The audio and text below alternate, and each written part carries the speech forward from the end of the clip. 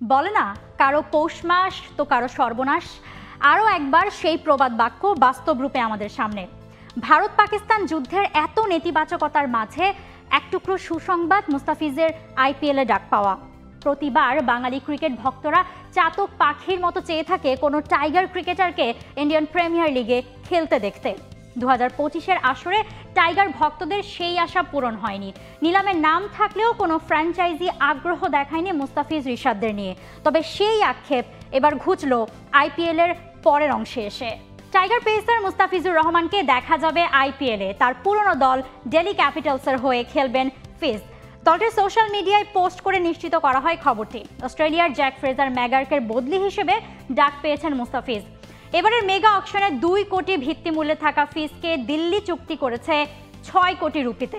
আর তাতে মুস্তাফিজই বনে গেছেন বাংলাদেশিদের মধ্যে সবচেয়ে বেশি টাকায় আইপিএলে ডাক পাওয়া ক্রিকেটার।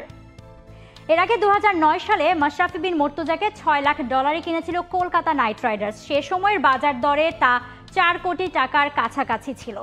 8 মে দিল্লি ও পাঞ্জাবের ম্যাচ অমীমাংসিত থাকা অবস্থায় থমকে যায় আইপিএল। কারণ ছিল ভারত পাকিস্তান যুদ্ধের অস্থিরতা, যার কারণে ফ্র্যাঞ্চাইজি ক্রিকেট খেলতে আসা অনেক বিদেশিরাই ফিরে গেছেন নিজ নিজ দেশে। তেমনি ফ্রেজার ম্যাগার্কও আর ফিরছেন না। অস্ট্রেলিয়ার সামনেই আবার রয়েছে টেস্ট চ্যাম্পিয়নশিপ ফাইনাল, আর সেই সুবাদেই জায়গা মিলছে মুস্তাফিজের। দিল্লির হয়ে 6 ম্যাচ খেলা জ্যাক ফ্রেজার ম্যাগার্ক না ফেরায় ফিজকে দলে নিয়েছে দিল্লি। আসরের লিগ পর্বে এখনও 3 ম্যাচ বাকি রয়েছে দিল্লির। 18 তারিখ গুজরাটের বিপক্ষে, 21 মে মুম্বাই ও 24 মে পাঞ্জাবের সঙ্গে হবে আধুরা থেকে যাওয়া সেই ম্যাচ, যেই ম্যাচ চলাকালীনই থমকে যায় আইপিএল। 2016 সালে সানরাইজার্স হায়দ্রাবাদের হয়ে আইপিএল ডেবিউ হয় মুস্তাফিজের। 1 কোটি 40 লাখ রুপিতে সেবার তাকে দলে নিয়েছিল হায়দ্রাবাদ।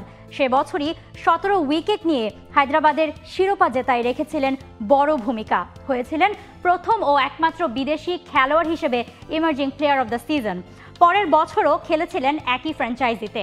2018-তে 2 কোটি 20 লাখ রুপিতে জার্সি গায়ে ওঠে মুম্বাই ইন্ডিয়ান্সের। এরপর 2021 সালে ফিজ ছিলেন রাজস্থানের ডেরায় 1 কোটি রুপিতে। আর 2022-এ ভিত্তিমূল্য 2 কোটিতে দলে নেয়ার পর পরের বছরও তাকে রেখে দেয় দিল্লি ক্যাপিটালস। শেষবার 2024-এও 2 কোটি ভিত্তিমূল্যে মুস্তাফিজ ছিলেন ধোনির চেন্নাইয়ে। আইপিএলে প্রথম বছরই 16 ম্যাচ খেলে নিয়েছিলেন 17টি উইকেট। পরের বছর হায়দ্রাবাদের হয়েই 1 ম্যাচে সুযোগ হয়েছিল, কিন্তু কোনো উইকেট পাননি। এরপর মুম্বাই, রাজস্থান, দিল্লির হয়েও ছড়িয়েছিলেন আলো। আর শেষবার 2024-এ চেন্নাইয়ে পুরো সিজন না খেলেও মাত্র 9 ম্যাচেই ছিলেন দুর্দান্ত। 13 পয়েন্টে এই মুহূর্তে আইপিএল 2025-এর টেবিলের 5-এ রয়েছে দিল্লি ক্যাপিটালস। বিদেশি পেসারদের মাঝে দিল্লিতে ইতোমধ্যেই খেলেছেন মিচেল স্টার্কদের মতো প্লেয়াররা। তবে যুদ্ধের রেশের পর পরিবর্তিত সূচিতে অনেক নামেই যখন পরিবর্তন আসছে, আমরা মুস্তাফিজকে দেখতেই পারি আরও একবার দিল্লির জার্সিতে। তবে এখানেও একটা বড় প্রশ্ন থাকছে, যেহেতু পাকিস্তান ও আরব আমিরাত সিরিজ খেলতে জাতীয় দলের সঙ্গে ইতোমধ্যেই দেশ ছেড়েছেন মুস্তাফিজ, তাই প্রশ্ন আসছে এবারও আইপিএল খেলতে যাবার এনওসি পাবার প্রশ্ন নিয়ে। অর্থাৎ মুস্তাফিজের দিল্লিতে হোম কামিং মোমেন্ট দেখতে আবারও আমাদের চেয়ে থাকতে হতে পারে সেই বিসিবির এনওসির দিকে। For more updates, subscribe to our YouTube channel and click on the bell icon. Follow us on Facebook and Instagram. Download T-Sports app to enjoy exciting games and highlights. Visit tsports.com.